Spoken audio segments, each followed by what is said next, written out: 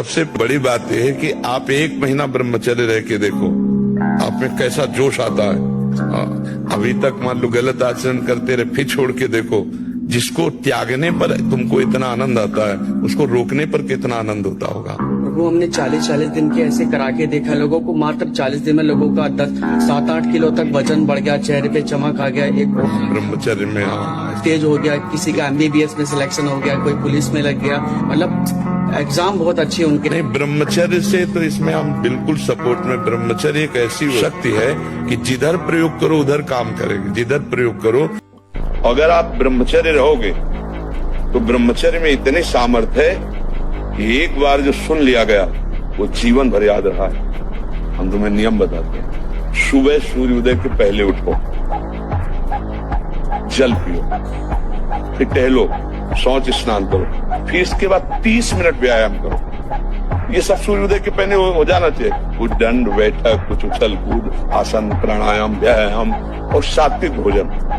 सुगंधित तेल लगाना, फुसफुस डाल के चलना। अरे दुर्गंध इससे नहीं ढकेगी, तुम्हारी फुसफुस से। तुम्हारी वासना ही दुर्गंध है। वासना को हटाओ और उपासना को बैठा लो, तुम्हारी सुगंध से संपूर्ण देश पवित्र हो जाए। ब्रह्मचर्य नहीं रह सकते, आप साधना नहीं कर सकते। इसलिए ब्रह्मचर्य और साधन परायण उपासक को अपने पात्र और अपना शयन और अपना आसन ये बिल्कुल अलग रखना चाहिए। अगर ये रख पाया तो मुझे लगता है घर में भी रहते हुए ब्रह्मचर्य रह पाएगा और भगवत आराधना कर पाएगा। नहीं, ब्रह्मचर्य का नाश वीर का नाश, जीवन का नाश है। ब्रह्मचर्य अगर सही है, आपने किसी तरह इधर उधर, तो ये प्रश्न ही नहीं रहेगा। जिधर दृष्टि डालोगे उधर जय होती चली जाएगी। जितना आप ब्रह्मचर्य नष्ट करेंगे उतने आप कमजोर होते चले जाएंगे, चाहे गृहस्थ हो चाहे विरक्त हो। हमारी बात समझ लो। ब्रह्मचर्य नष्ट मतलब स्मृति शक्ति नष्ट, संकल्प शक्ति नष्ट, उत्साह नष्ट, विचारों में न्यूनता आ जाना, निगेटिव भाव के आप बहुत जोर से प्रबल वेग आ जाना, ये सब ब्रह्मचर्य की कमी से होता है। और आजकल ब्रह्मचर्य को बिल्कुल कुछ नहीं वक़्त की जा रही है। बेविचार प्रवृत्ति ही आनंद माना जाता है। जब तक तुम्हारा काम पूरा ना हो जाए ब्रह्मचर्य से रहो। झूठ मत बोलना, मदिरा मत पीना, मांस मत खाना, और ना काम हो जाए तो मैं बताना कि भारी से भारी विपत्ति का नाश करके भगवान श्री कृष्ण का आश्रय उसे ऊंचे उठा देगा, इस जगत की धरा से उठा देगा। प्राण चाहे चले जाए, कदम पीछे नहीं हटाएंगे। प्राण चाहे निकल जाए, हम गलत मार्ग में कदम नहीं रखेंगे। आप देखो संकल्प करके कौन आपके संकल्प को तोड़ पाता है। आप अविनाशी भगवान के अंश हो, शरणागत हो भगवान के। बस त्रुटियों से बचो।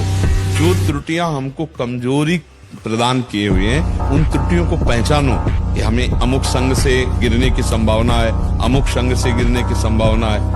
बस गलत क्रिया, गलत दर्शन, गलत संभाषण, गलत आहार, इसको आप रोकिए।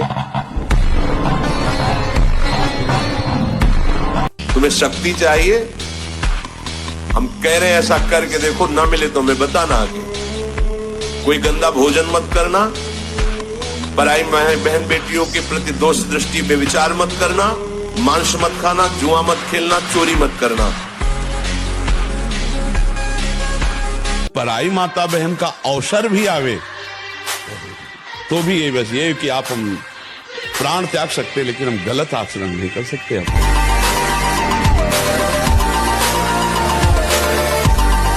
भगवान का नाम कीर्तन जिस घर में होगा वहां प्रेत प्रवेश नहीं कर सकते। वहां कोई तंत्र मंत्र काला जादू ये सब प्रवेश नहीं कर सकते। कलयुग डरता है नाम जपक से। ये जितने राक्षसी स्वभाव के हैं, जितने आसुरी शक्तियां, ये सब डरती हैं भगवान के भजन करने वाले से। इसलिए खूब नाम जप करो। और ये जादू टोना, कोई ये काला जादू ये दुनिया का जो है ना, ये कुछ असर नहीं करेगा। भगवान का भजन करो। जो ब्रह्मचर्य रहता है उसे शरीर बल, मनोबल, बुद्धि बल, वचन बल ये सब जागृत हो जाए। वचन बल जो बोला वही लागू हो, मनोबल जो संकल्प किया अंदर वही बाहर क्रिया प्रारंभ हो गई। देह बल, रात दिन मेहनत करो फिर भी थकान नहीं। आप कुछ समय तक व्यवहार करके देखिए ब्रह्मचर्य का, आपको खुद पता चलेगा कि कितना आनंद प्रदान करता है ब्रह्मचर्य।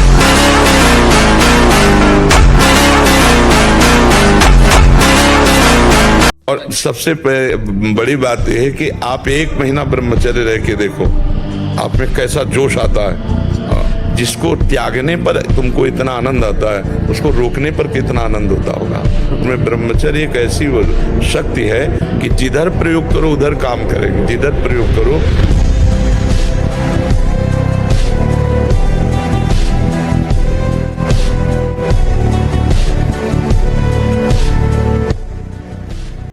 आप सब कुछ कर सकते हैं, मतलब यही सबको भूल है कि ये तो किसी किसी के भाग्य में लिखा होता। कुछ नहीं, तुम जो चाहो अपना भाग्य बदल सकते हो। ये मनुष्य शरीर जो चाहो कर सकते हो। भगवान को जब प्राप्त कर सकते हो तो क्या नहीं बन सकते हो। नाम जप करो, अच्छे आचरण करो, अच्छा भोजन करो, व्यायाम करो।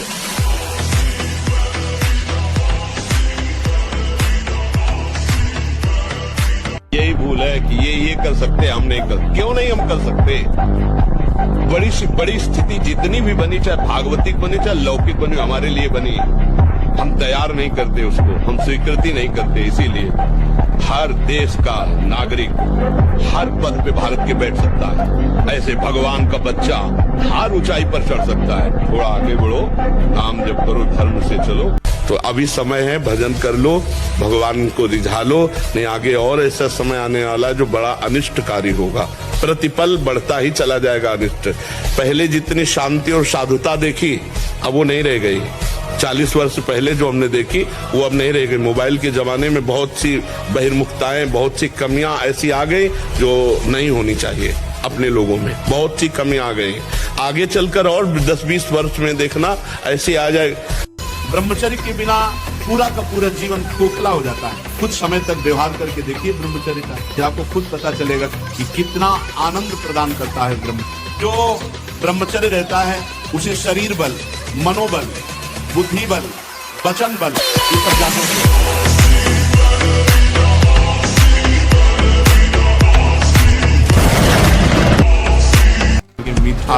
मीठा तो ब्रह्मचर्य में थोड़ा बस ले ले, इसके बाद अधिक मीठा भी वो जहर का काम करेगा, स्वाभाविक ब्रह्मचर्य को नष्ट करेगा। जो भोजन कब्जियत बनाती है, अगर ऐसा भोजन पाया जाएगा तो ब्रह्मचर्य अपने आप अपने दोष के रूप में नष्ट हो जाएगा। सात्विक भोजन, पेट साफ बहुत आवश्यक। हल्का भोजन, कम मात्रा में, पेट उधर बहुत सुंदर आपके भजन की वृत्ति बढ़ेगी। आपका ब्रह्मचर्य बहुत लंबे समय तक आबाद चलेगा।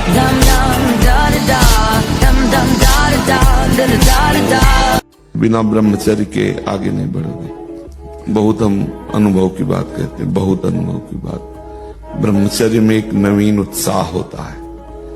ब्रह्मचर्य में एक अजीब शक्ति होती है जो आपको साधन में, गृहस्थी में भी रहे तो संयम से रहे। बस संतान उत्पत्ति के लिए आदेश है, नहीं तो ये जीवन केवल भगवत प्राप्ति के है। भगवत प्राप्ति हो जाए और उसके लिए ब्रह्मचर्य आवश्यक है। और आजकल ब्रह्मचर्य का कोई महत्व नहीं समझ रहा है, नहीं समझ रहा है। केवल प्रवचन किया जा रहा है, केवल प्रवचन सुना जा रहा है, इसीलिए अध्यात्म उन्नति नहीं हो रही है।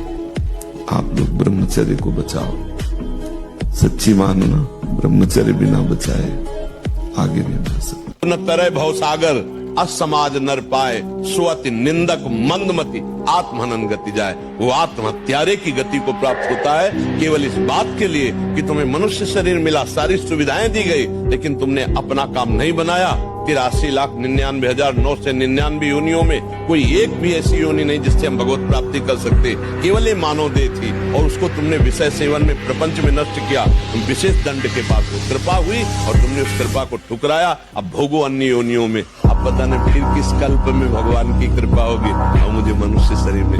इसलिए मुझे इस जन्म में भगवत प्राप्ति करनी ही करनी है। इस पे हमें छूट नहीं है। लेकिन तुम्हारे अंदर ये संस्कार जो पड़ रहे हैं कि थोड़ा सा मांस खा लो तो तुम्हारे पर रोगों से लड़ने के परमाणु रहेंगे, कैसी बात करते हो?